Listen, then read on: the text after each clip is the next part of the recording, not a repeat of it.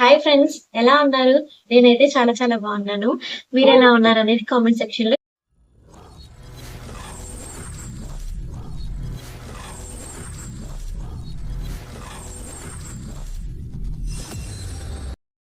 ఈరోజు స్పెషల్ ఏంటంటే టేస్టీ పులిహోర అండి. నాకైతే పులిహోర అంటే చాలా చాలా ఇష్టం. మీలో ఎంతమందికి పులిహోర ఎంతో ఇష్టమో కామెంట్ చేసేయండి. సో ప్రాసెస్ అయితే చూద్దాము. చూసారా ఎంత కలర్ఫుల్గా ఉందో, చాలా చాలా బాగుంది. ముందుగా ప్రాసెస్లో ఒక ప్యాన్ అయితే తీసుకున్నాను. సో నాకు హాఫ్ కప్ దాకా ఆయిల్ అయితే పడింది. సో ఆయిల్ వేడెక్కాక దీనిలో అయితే హాఫ్ కప్ వరకు ఉన్న వేరుశనగ పప్పులు అయితే యాడ్ చేశాను.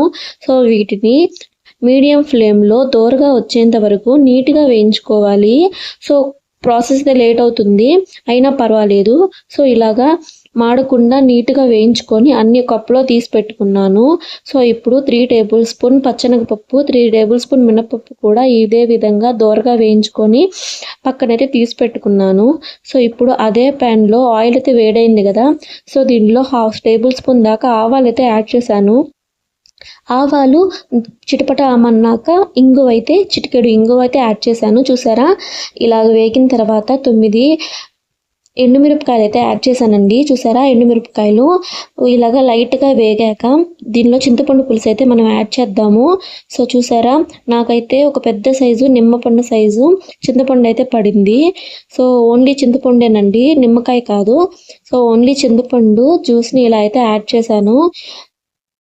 చింతపండు పులుసుని యాడ్ చేసుకున్న తర్వాత ఇలా అయితే ఉంటుంది. సో మనకైతే 3 టేబుల్ స్పూన్ వరకు రా సాల్ట్ అంటే రాళ్ళ ఉప్పు అయితే పడుతుందండి. దీనిలో హాఫ్ టేబుల్ స్పూన్ దాకా పసుపు యాడ్ చేశాను. తర్వాత కరివేపాకు కూడా యాడ్ చేశాను. చూసారా, దీన్ని అయితే మనం మీడియం ఫ్లేమ్లో వేయించుకోవాలి. ఇప్పుడు నేను యాడ్ చేసింది మెంతుల పొడి అండి. దీనికోసం సపరేట్గా వీడియో చేస్తాను, చాలా బాగుంటుంది. సో చూసారా ఎలా మరుగుతూ ఉందో, దీన్ని మొత్తం మీడియం ఫ్లేమ్లోనే ఉంచుకోండి.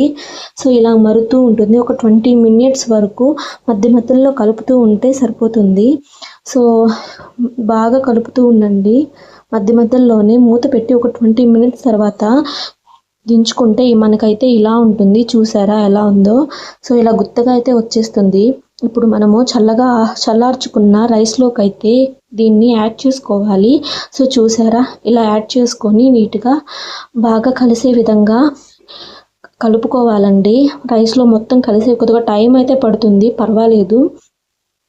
పులుసు మొత్తం రైస్కి బాగా పట్టించుకున్న తర్వాత ఇలా అయితే ఉంటుంది. దీనిలో నేను వేయించుకున్న కరివేపాకు అయితే యాడ్ చేశాను. సో మనం వేయించుకున్న పప్పులు కూడా యాడ్ చేసేసాను.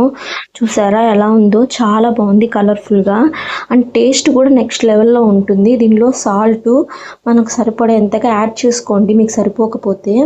సో టేస్ట్ అయితే నెక్స్ట్ లెవెల్లో ఉంటుంది, ఒక రేంజ్లో ఉంటుంది అనమాట. సో నాకైతే పులిహోర అంటే చాలా చాలా ఇష్టం. మీలో ఎవరికి పులిహోర అంటే ఎంత ఇష్టమో కామెంట్ చేయండి. చూసారా ఎంత బాగుందో? సో ఇంట్లో వాళ్ళందరికీ లొట్టలు వేసుకొని మరీ తినేసామండి. మీరు ఒక్కసారి ట్రై చేసి చూడండి, మళ్ళీ మళ్ళీ తినాలనిపిస్తుంది మీకు, అంత బాగుంది పులిహోర.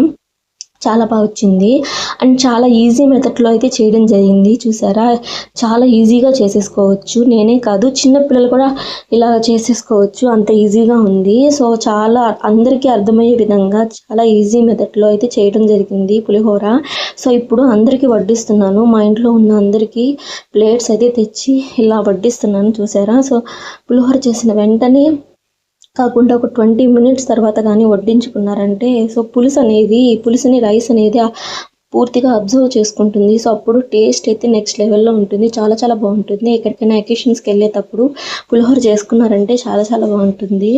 సో చూసారా ఎంత బాగుందో?